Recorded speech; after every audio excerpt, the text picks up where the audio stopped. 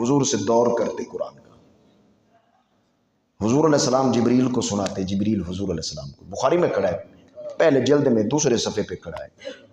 اور نبی علیہ الصلوۃ والتسلیم رمضان المبارک میں اس حدیث میں یہ بھی بات موجود ہے، حضرت عبداللہ بن عباس بیان کرتے ہیں، نبی کریم صلی اللہ علیہ وسلم ویسے تو تمام لوگوں سے زیادہ سخاوت کرنے والے تھے، تمام لوگوں سے زیادہ، لیکن رمضان شریف میں اتنی تیزی سے سخاوت کرتے جس طرح تیز رفتار ہوا چلتی ہے، آندھی چلتی ہے، جس طرح آندھی چلتی ہے حضور کی سخاوت اسی طرح چلتی تھی رمضان المبارک کے.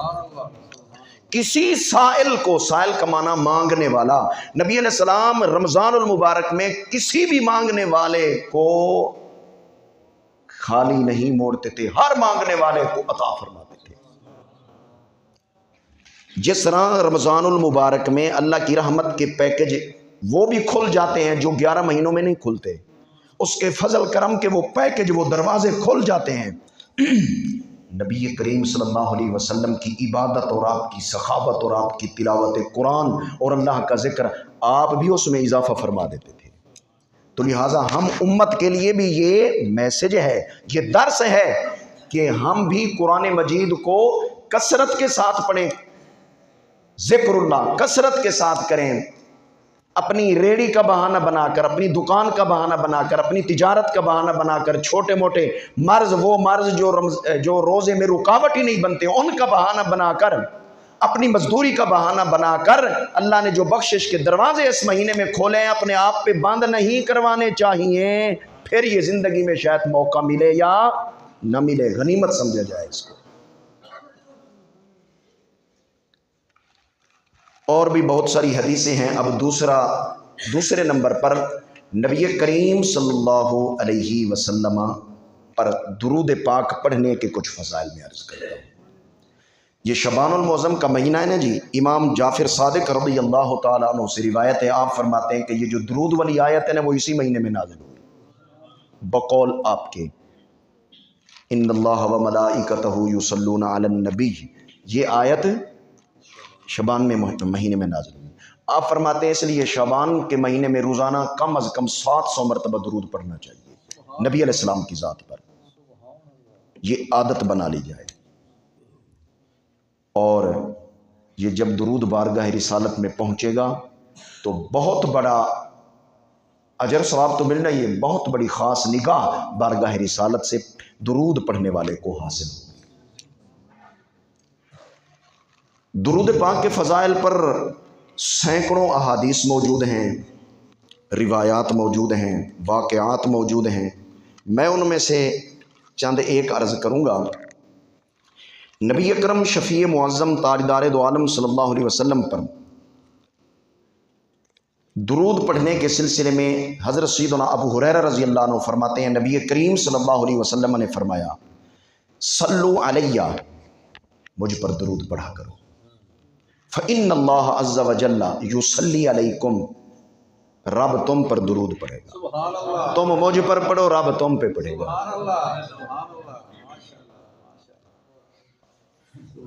اچھا، ایک اور حدیث اس کے ساتھ، اس میں اس سے زیادہ تفصیل ہے. نبی کریم صلی اللہ علیہ وسلم اپنے گھر سے باہر تشریف لائے. آپ کے چہرے مبارک پر خوشی کے آثار روشن تھے، نظر آ رہے تھے. خوشی سے آپ کا چہرہ منور تھا، جگمگا رہا تھا. فرمایا میرے پاس جبریل آئے تھے، جبریل نے آ کر مجھے یہ بتایا ہے، اللہ فرما رہا ہے کہ میرے حبیب کے پاس جاؤ اور ان سے جا کر پوچھو، اما یردا یا اما تردا، اے میرے حبیب اس بات پہ راضی ہو آپ کا امتی آپ پر 1 مرتبہ درود پڑھے، میں رب آپ کے امتی پر 10 مرتبہ پڑھوں. تسی راضی ہو، تانوں پسند ہے آپ کا امتی آپ پر 1 مرتبہ سلام پڑھے، میں رب آپ کے امتی پر 10 مرتبہ سلام پڑھوں. آپ کو پسند ہے تو پسند کیوں نہ ہو. اچھا یہ بتائیے، درود نبی پہ پڑھا جا رہا ہے تو جواب نبی دے، اللہ درمیان میں کیوں آ رہا ہے؟ سلام آپ کو میں کروں، جواب آپ کے امام صاحب دیں آپ کی طرف سے، یہ کیسے؟ سلام جس پر جواب بھی اس کے ذمہ. درود اور سلام نبی علیہ السلام پر، اور جواب کی صورت میں درود اور سلام اللہ کی طرف سے پڑھنے والے پر۔ یا اللہ درمیان میں تو کیوں آ رہا ہے؟ میں حبیب کا امتی ہوں، میں نے حضور پہ پڑھا، چلو ان کی طرف سے آئے جواب، تو میں حبیب پہ ایک مرتبہ پڑھتا ہوں، پھر چلو تو ایک مرتبہ ہی میرے اوپر پڑھ دے، تو 10 مرتبہ کیوں پڑھتا ہے میرے اوپر؟ میں ایک مرتبہ تو 10 مرتبہ، وجہ کیا ہے؟ کو میری عظمت شان ہے، اس کے اندر کیا ہے؟ اللہ یہی تو سمجھانا چاہتا ہے، تیری کیا فضیلت ہے، تیری کیا شان ہے، یہ تو شان والے کی شان ہے۔ تو جس پہ پڑھ رہا ہے نا، میں تو اس کو دیکھ رہا ہوں، بنایا بھی حبیب کو خود ہے، اس نے عظمتیں بھی خود عطا فرمائی ہیں، اور جو عظمتیں عطا فرمائی ہیں وہ عظمتیں سمجھانا چاہتے ہیں اللہ رب العزت کہ میرے حبیب کی عظمت، جس نبی کا تو امتی ہے، تیرے نبی کی عظمت شان میری بارگاہ میں اتنی ہے کہ اتنی ہے، دیکھ تو امتی گناہگار ہے یا نیکوکار ہے، تو ولی ہے یا گناہگار ہے، تو جیسا بھی ہے کلمہ پڑھنے والا مسلمان۔ اگر تو ایک مرتبہ میرے حبیب پر درود پڑھے گا، میں چاہتا ہوں میں رب تیرے اوپر 10 مرتبہ پڑھوں، تاکہ تجھے پتہ چلے کہ جس نبی کا میں امتی ہوں اس کا مرتبہ مقام کیا ہے۔ تو ایک مرتبہ میرے حبیب پہ سلام پڑھ، میں رب تیرے اوپر 10 مرتبہ سلام پڑھوں، کیوں؟ تاکہ تجھے پتہ چلے کہ جس حبیب کا تو امتی ہے اس کی عظمت شان یہ ہے کہ میں پڑھتا نبی پر ہوں، جواب میں رب العزت 10 مرتبہ درود بھی پڑھتا ہے مجھ پر، سلام بھی پڑھتا ہے۔ ایک اور حدیث میں ہے، رسول کریم صلی اللہ علیہ وسلم نے فرمایا اکثروا من الصلاۃ علیہ، پہلے حدیث تھی پڑھو، اب فرمایا کثرت سے پڑھو، کثرت کا مطالبہ ہے، کثرت سے پڑھو۔ فإن أول ما تسألون في القبر عني، کیوں؟ فرمایا اس لیے کہ قبر میں تم سے میرے بارے میں سوال ہوگا، لہذا جب میرے اوپر کثرت سے درود پڑھو گے۔ اب یہاں پر ایک بات عرض کروں اسی حدیث کی روشنی میں، مجھ پہ کثرت سے درود پڑھو، ایک حصہ یہ ہے، دوسرا حصہ یہ ہے کہ قبر میں میرے بارے میں سوال ہوگا، تو کثرت کے ساتھ درود پڑھنے اور قبر کے اندر تم سے میرے بارے میں سوال ہوگا، اس حصے میں اور حدیث کے پہلے حصے میں آپس میں جوڑ کیا ہے؟ بھی کثرت سے درود پڑھا جائے تو قبر کے اندر جب سوال و جواب ہوں گے، پوچھا جائے گا نبی کریم صلی اللہ علیہ وسلم کے بارے میں کہ درود اس وقت فائدہ دے گا، اور یہی فائدہ تو حضور سمجھانا چاہتے ہیں۔ اور کثرت سے میرے اوپر درود پڑھو، یا رسول اللہ کثرت سے درود پڑھیں تو پھر کیا فائدہ ہوگا؟ فرمایا بس تم مرے گا، قبر میں پہنچے گا، جب قبر میں پہنچے گا سوال 3 ہونے ہیں، یہاں فرمایا پہلے میرے بارے میں پوچھا جائے گا، تو ٹھیک ہے جی، اللہ کے بارے میں پوچھا جائے گا وہ بھی ٹھیک ہے، دین کے بارے میں پوچھا جائے گا وہ بھی ٹھیک ہے، فیصلہ جیسے سب جواب پر ہوگا وہ حضور علیہ السلام والا جواب ہے۔ اگر ادھر بندہ پاس تو پھر پاس ہی پاس ہے، ادھر فیل ہو گیا تو پھر پکا ہی فیل ہے۔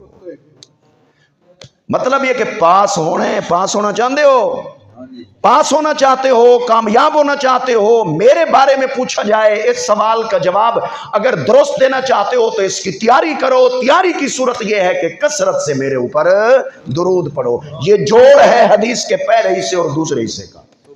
تو حدیث نتیجہ یہ دے رہی ہے، فرمان مصطفیٰ نتیجہ یہ دے رہا ہے، کثرت سے درود پڑھنے کا ایک فائدہ یہ بھی ہوتا ہے، قبر کے اندر جب حضور کے بارے میں سوال ہوگا پہچان بھی ہو جائے گی، اور اس سوال کا جواب آسانی سے میت دے سکے گا، اور کامیابی اس کو حاصل ہوگی۔ اس کامیابی تک پہنچنے کے جو راستے ہیں ان میں ایک عظیم راستہ نبی علیہ السلام کی ذات پر کثرت کے ساتھ درود و سلام پڑھنا ہے۔ قبر کے اندر بھی درود نے آ کر کیا کرنی ہے؟ مدد کرنی ہے، درود نے آ کر کرنی ہے مدد۔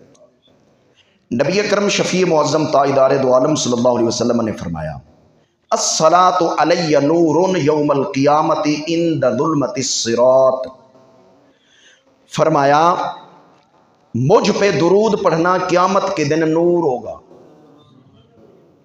اور سرات کہتے ہیں راستے کو، پل ہی نہیں ہونی، یہاں پر اندھیرا ہی اندھیرا ہوگا، اور اندھیرے میں تو بندہ راہ سے بھٹک جاتا ہے۔ تو فرمایا اس ظلمت، اس اندھیرے سے اگر بچنا ہے، یہاں پر اگر روشنی کا انتظام اور اہتمام تم نے کرنا ہے بھی وہاں پر ہمیں روشنی ملے، تو فرمایا پل سرات کی روشنی مجھ پر درود پڑھنا ہے۔ قبر میں فائدہ وہ بھی بیان کر دیا حضور علیہ السلام نے، پل سرات پہ جو فائدہ درود نے دینا ہے وہ بھی نبی علیہ السلام نے بیان فرما دیا۔ فرمایا فَأَكْثِرُوا مِنَ الصَّلَاةِ عَلَيَّ، لہٰذا دب کے میرے اوپر درود پڑھا کرو، کثرت سے میرے اوپر درود پڑھا کرو، تاکہ قبر میں بھی تمہیں فائدہ حاصل ہو، پل سرات پر بھی تمہیں فائدہ حاصل ہو۔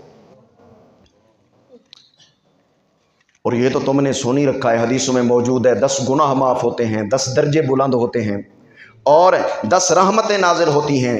ایک حدیث میں ہے نبی علیہ السلام نے فرمایا کہ جس نے ایک مرتبہ مجھ پہ درود پڑھا، اللہ بھی اس پہ پڑھتا ہے 70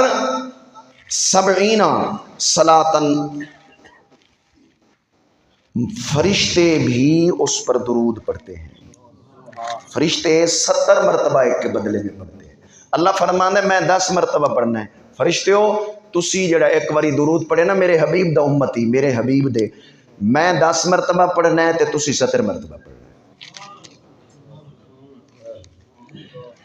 اب یہ ہے عظمت درود و سلام کی، تو اس کو چھوڑنا نہیں چاہیے۔ ایک حدیث میں حضور نے فرمایا تیرے اوتے فرشتے ہی پڑھ دے رہا سن، کنی دیر تک؟ حضور نے فرمایا جب تک تو پڑھتا رہے گا فرشتے بھی تیرے اوپر پڑھتے رہیں گے۔ فَلْيُقَلِّلْ او یکسر، فرمایا ہون تیری مرضی، تو کثرت نال پڑھ یا تھوڑا پڑھ یا زیادہ پڑھ، ہون تیری مرضی ہے، جڑا پردہ آپ اٹھا دیتے تو تینوں دس دیتے، سمجھا دیتے، ہون اگے تیری مرضی ہے۔ تو اس کا مطلب یہ ہے کہ جتنا زیادہ پڑھا جائے گا اتنا زیادہ کرم ہوگا۔ درود پاک کی کتاب ہے دلائل الخیرات، اگر کوئی اوراد پڑھتے ہیں درود سے شغف رکھتے ہیں تو پھر ان کو پتہ ہوگا۔ امام محمد بن سلیمان الجزولی رحمۃ اللہ تعالی علیہ 8ویں صدی ہجری کے محدث ہیں، امام ہیں اور کتب الاکتاب، اور ان کو غوث وقت کہا گیا ہے۔ یہ سادات گھرانے سے تعلق رکھتے ہیں، سید ولی ہیں، آپ بہت بڑے عالم اور محدث امام اور اللہ کے ولی تھے۔ نماز کا وقت ہو گیا اور آپ اس وقت دیہات کے اندر تھے، تو پانی کی ضرورت پڑ گئی، پانی کنویں کے اندر تھا، پانی نکالنے کے لیے نہ ڈول تھا نہ رسی تھی، ڈول رسی سے ہی پہلے کام چلا کرتا تھا۔ آپ نے دیکھا قریب گھر ہے اور گھر کی چھت پر ایک نابالغ بچی بیٹھی ہے، آپ نے جب بچی کو دیکھا نا، بچی سمجھ گئی کہ مولوی صاحب نو پانی دی ضرورت ہے۔ بچی آئی، تھلے آئی، پوچھا آپ کون ہیں؟ آپ نے فرمایا بھی میرا نام یہ ہے۔ اچھا آپ وہ ہیں لوگ جس کو وقت کا محدث کہتے ہیں اور وقت کا امام کہتے ہیں اور وقت کا بہت بڑا عالم کہتے ہیں، اچھا آپ وہ ہیں؟ آپ حیران ہو گئے اس کو کیسے پتہ چل گیا کہ میں وہ ہوں؟ تو اس لڑکی نے کہا جی پانی کی ضرورت ہے تو پانی ہے نکال لیں۔ فرمایا ڈول رسی نہیں ہے۔ فرمایا یہ کون سا مشکل ہے، بغیر ڈول رسی کے بھی پانی نکل آتا ہے، بغیر ڈول رسی کے بھی پانی نکلتا ہے۔ وہ کیسے؟ اس نے کہا میں ابھی نکال کے دیتا ہوں آپ کو۔ بچی جوان نہیں ہے، نابالغ بچی ہے، تو اس نے کچھ پڑھا، پڑھ کر تھوک ڈالی اور پانی اوپر آ گیا، پانی اوپر آ گیا، اور پانی جو ہے نا زمین پر بہنے لگا۔ عرض کیجیے کر لیجیے وضو۔ آپ نے جلدی سے وضو کیا، وضو کرنے کے بعد کہا رک جا، جانا نہیں ہے، رک جا، میں تجھے اللہ کی قسم دیتا ہوں، صحیح بتا یہ درجہ تجھے کہاں سے ملا ہے، اور یہ عظمت یہ کرامت تجھے کہاں سے ملی ہے؟ اس نے کہا نبی کریم رؤوف الرحیم تاجدار دو عالم صلی اللہ علیہ وسلم کی ذات پر کثرت سے درود و سلام پڑھنے سے۔ یہ بڑوں کو نہیں، یہ تو چھوٹے یہ کام شروع کر دیں، 5 سال کا بچہ، 6 سال کا بچہ، 7 سال کا بچہ، 8 سال کا بچہ، 9 سال کا بچہ، اگر گھر میں کثرت درود و صلات کا ماحول ہو، درود و سلام والا اگر گھر کے اندر روم بنا ہوا ہو، تو پھر حضرت جی پھر نابالغ بچوں بھی با کرامت بن سکتے ہیں، اور یہ درود ان کو بھی با کرامت بنا سکتا ہے۔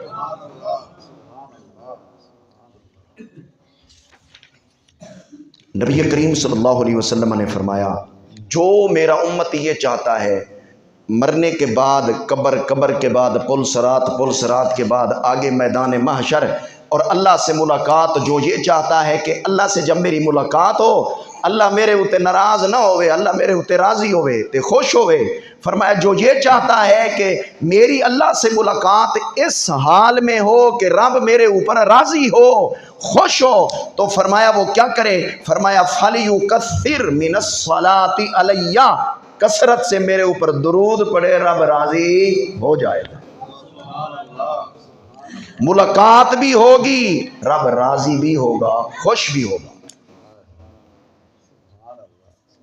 हम उम्र जब आ जाए ना जी, बच्चों में हम उम्र बैठे हैं तो बड़ा धावा शावा ये वो बातें चलती हैं। नौजवानों में बैठा हुआ हो तो बड़ा काम चलता है, 2-2 4-4 घंटे गुजर जाते हैं। जब उम्र रसीदा के पास बैठे हैं तो 50 साल पुरानी बातें भी शुरू हो जाती हैं। वो वाक़या इधर की दाएं की बाएं की वो चलता रहता है और वक्त बसर हो जाता है। क्या ही बेहतर है कि बच्चों में भी ये माहौल हो, बड़ों में भी, नौजवानों के अंदर, उम्र रसीदा के अंदर भी इकट्ठे हों। बस 1-2 मिनट के बाद यार जरा हुजूर दी ज़ात ते दरूद पढ़िए, रब नू राजी करने ना। रब राजी बट्टा नाल नहीं होंदा, रब राजी कुरान नाल ते साहिब कुरान दे उत्ते दरूद पढ़न दे नाल। अल्लाह हमें कसरत से दरूद व सलाम पढ़ने की तौफीक अता फरमाए। दुरूद पाक पढ़ें जी। अल्लाहुम्मा सल्ली अला सय्यिदिना व मौलाना मुहम्मदिन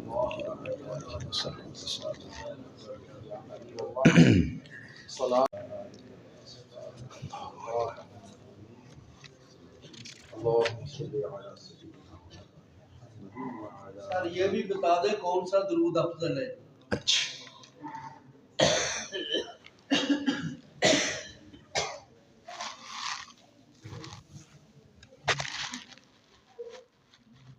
पहले नंबर पर उस दुरूद को ज़्यादा फजीलत हासिल है जो दुरूद पाक हदीसों में बयान किए गए। नबी करीम सल्लल्लाहु अलैहि वसल्लम ने जो दुरूद बयान फरमाए, इसमें मशहूर दुरूद इब्राहिमी है। और दुरूद इब्राहिमी के कुछ अल्फाज तो वो हैं जो आप नमाज के अंदर पढ़ते हैं। इसके साथ बाज़ हदीसों में और अल्फाज भी हैं। एक बात। दूसरी बात, अगर आपको कोई अल्लाह का नेक बंदा कोई दुरूद बताता है, भी आप ये दुरूद पढ़ें, मैं आपको इजाज़त देता हूँ, मुझ पर जो बरक़ात उधर से मुझे हासिल हुई हैं वो इस दुरूद की वजह से हुई हैं, आप उसको पढ़ सकते हैं। और यूँ समझें कि आप कुरान की आयत पर ही अमल कर रहे हैं। अगर हम ऊपर जाएं, आपको दुरूद सिद्दीकी अलग मिलेगा, दुरूद